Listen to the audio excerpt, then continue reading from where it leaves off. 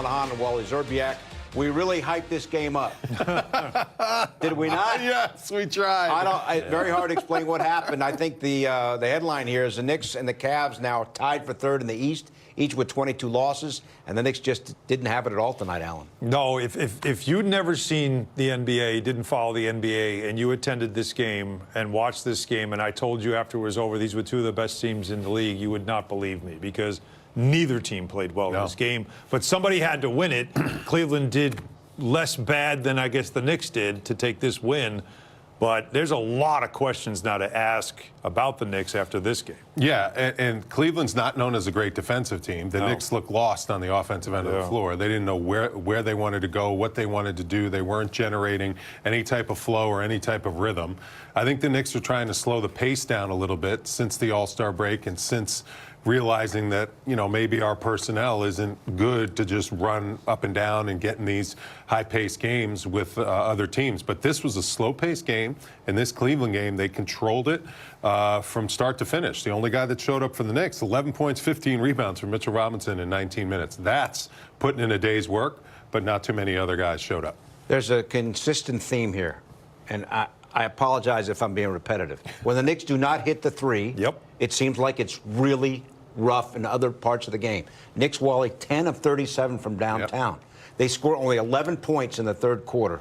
That's the worst quarter they've had all year long. They were only down by 6 at the half after committing a season-high 12 turnovers in the first half. But that third quarter was a really third quarter of doom tonight for sure. It really was. And, you know, Jalen was 6 for 19. So when Jalen's shooting a high volume of shots, trying to just make something happen for himself and also just trying to make a play for his teammates by breaking down a defender, using a screen and roll or something to get in the paint, make a play, he really couldn't really get anything going. And as a result, they couldn't really generate the greatest of looks. They had some looks that they missed in the first half. I thought they were able to play a little bit more in the flow in the first half. But that third quarter, I thought they were going to come out. They've been good in the third quarters and do something. And they didn't even show up in that third quarter. Only 11 points, worst quarter of the season. That was interesting the way they played in that third quarter. Let's take a look at the third quarter, Alan. It was a great Cleveland defense. Missed open looks by the Knicks. What was it? I mean, I guess you want to give a little credit to some defense, but you're just not seeing, you know, the right level of compete in a game like this, of this magnitude.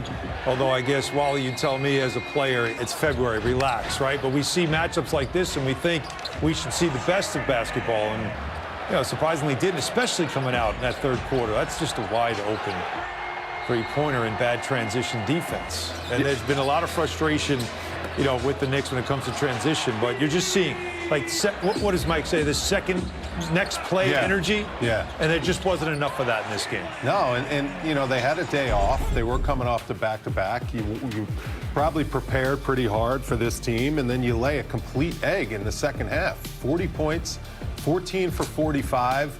Just no one was helping each other get open. No one was making the game easier for each other. You know, the Carl Anthony, they didn't run it all. They didn't get any layups. They didn't create anything off their defense. Karl Anthony Towns, only 5 field goals, makes them all. 1 field goal attempt in the second half. 1. And he had a smaller guy on him sometimes. Like that's after the way he's been playing. I know. You would think. He had 5 straight games, guys, with at least 20. I know. Yes, like, okay, we don't have it going here. Let's get this guy the ball. Let's figure out how this guy's got to touch the ball. He's got to have more than one shot. And, you know, again, I don't know how to explain. I don't have answers. I really don't. I just know, as a former player, I would not have let that happen. If I was Karl Anthony Towns. And you're losing. And I would have shot more than 5 times. He made all 5, credit to him. Yeah. So maybe he doesn't want to break the offense. Maybe he doesn't want to do anything, you know, and every dynamic is different on a team. But if that was me, coming off 5 straight 20-point games, I would have shot more than 5 times. Did you ever shoot only 5 times in a game, Wally? I did. No, I did. No. But Towns is like an all-star. He's like the second leading scorer on the team. He's got to demand, like, making an impact on every single game. And I understand it's tougher for big guys because they don't have the ball in their hands. They need to get it on their spots. They need to fight for position. It's tough to get them the ball. It's a lot more difficult for the NBA game is tougher for big guys to dominate than a guard who's handling the ball out front the whole entire time or a wing. But at the same time, like, I mean, Cat, like, you're too good. And he made all 5 shots. Especially if early. I made all 5, I'd be like, I'm chucking my next 5. Well, early in the game. To see if I'm going to be 5 for 10. But right, exactly. But shoot until I miss. But early in the game, it looked like there was something happening with him, right? He was 4 for 4 in the first half. Yeah. A couple of times diving to the basket, a couple of times at the rim. But you're right. It's like the old way, and a lot of us old heads will go, just get down on the block and post up. That's not really how the game is played today. So you have to find a way to get it in the flow. It's just remarkable that an offense that was struggling this much couldn't get more than 1 field goal attempt in the second half. And just to point out again, like defensively for the Knicks, while they lost big, they gave up 49 points in the second half.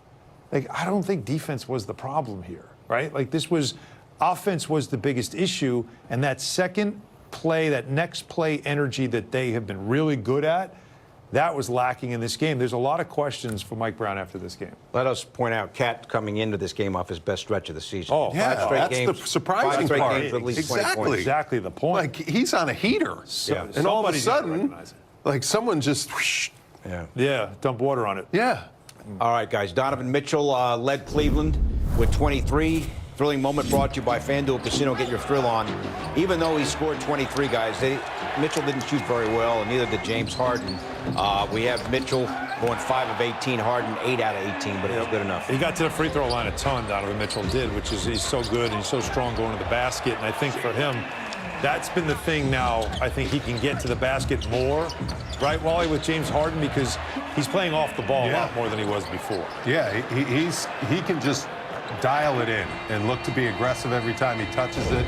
He's such a gifted scorer, such a great athlete. 14 free throws. Yeah. The Knicks, they talk about playing defense without fouling. That's a big problem when you send a guy like him to the line that many times. That shows you really couldn't guard him. When you're fouling that much, that shows you just, couldn't keep him in front and couldn't make anything happen to stop him and slow him down. So, that was just a surprising one because now they're tied in the standings. Whatever. Knicks do own the tiebreaker because even despite the loss here, Knicks do win the series. And if you're Cleveland also, you're down 0-2. You got the Knicks on your home floor. You're thinking to yourself, I'm not losing this game. We're not losing all 3 games to the Knicks in the season series. So they came out with a little bit more of an edge, and they definitely took it to the Knicks. It just felt like the game was there. Like the Cavs did not play a great game. No, they didn't. They did just enough. Yeah. And so, again, that's why the frustrating part of it is you're watching it from a Knick perspective. You're watching this game thinking they could be had. But that's where I think the Cavs are getting a little bit better defensively.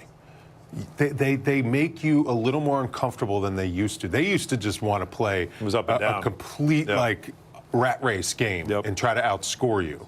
And they were never a good defensive team. But with Mobley and with Allen, they can control a little bit the tempo of the game. And that's what it looked like they did to the Knicks. They didn't allow the Knicks get into any easy baskets to get them feeling good about themselves. Even when they tried to run, the Knicks, Mike Brown wants them to get out and run, get opportunities, especially when you get turnovers, get out and run on a miss, get out and run. Early in the game, they were trying to get out and run, and it was, there were turnovers left and right. They had 12 turnovers in the first half, and a lot of it was just mishandling the basketball, making tough decisions with the basketball out in transition. But I agree with what Wally said, that this was definitely the Cavs controlling the tempo and forcing the Knicks into half-court offense. And you saw that's really how things got stagnant. All right, so the updated standings in the Eastern Conference, off the top we mentioned the Knicks and the Cavs each now with 20.